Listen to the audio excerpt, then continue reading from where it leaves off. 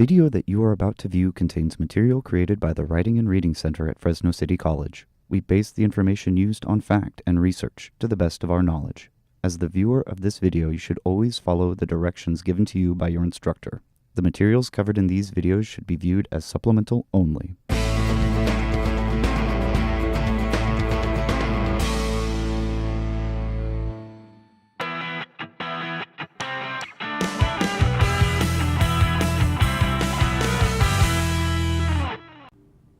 Hello everyone, and welcome to The Tutors. I'm Ashley. And I'm Sarah. Many students struggle with subject-verb agreement. There is a lot to remember, so feel free to take notes and replay this video as many times as you want. It's important that you understand the terms that we are going to discuss. Let's start with the term subject. A subject of a sentence is oftentimes the first or second word of the sentence. You can also ask, who or what is the sentence about? Become familiar with subject pronouns, proper nouns, and general nouns. Your subject pronouns are I, you, he, she, we, it, and they.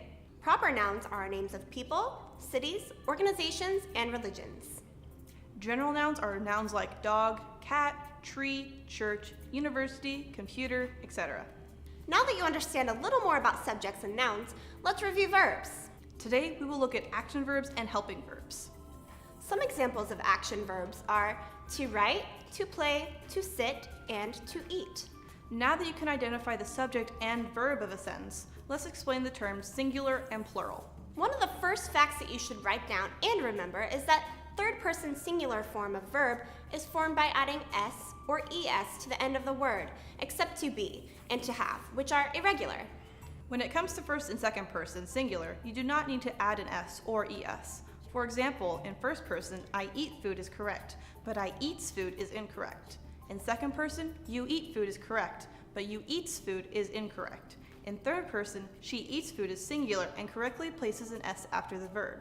You wouldn't say she eat food because the subject is singular and the verb is plural. That's a disagreement. Once you've memorized this, it becomes a lot easier to make your subjects and verbs agree, even when you're dealing with irregulars. To recap, in order to identify the type of verb you need to use, you must first decide if the subject is singular or plural. Basically, is the subject referring to one noun, or is the subject referring to more than one noun? Remember that you should always consider point of view. Are you using first, second, or third person? Are there any irregulars? Check out this link for more information.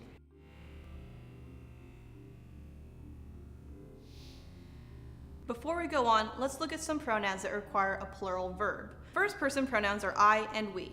The second person pronoun is you. And the third person pronouns are they, he, she, and it. Here are some examples.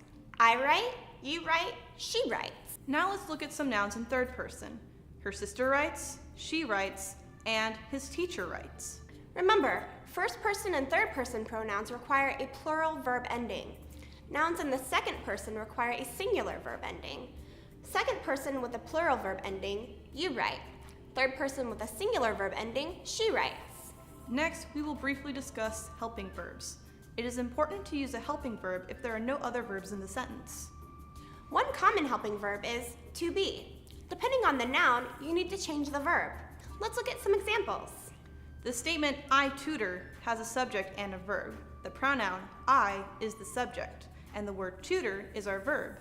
In the sentence, I am a tutor, there is the noun, the pronoun I, the helping verb, am, and the other noun that acts as an object, tutor. To be is conjugated as I am, you are, he, she, it is. Another way that you can make sure that you have a subject-verb agreement is to look for the word and in a compound subject. A compound subject is when two subjects are joined together by the word and. Any compound subject requires a plural verb. For example, my sisters and my mom are going to pick me up from the mall. In this sentence, there is a singular noun, mom, and it is closest to the verb. This doesn't change anything though, because mom is part of a compound subject. My sisters and mom. Another word you should look out for is or. Unlike and, the subject closest to the verb decides if the verb is singular or plural. That's a really important point. Let's compare two sentences. My sisters or my mom is going to pick me up versus my mom or my sisters are going to pick me up. In each of these sentences, the verb tense is different because of the noun that is closest to the verb. Before we finish, it is important to give you a little more information. One common mistake is using a plural verb for these words: each one, either, neither, everyone, everybody, anybody, anyone, nobody, somebody, and no one.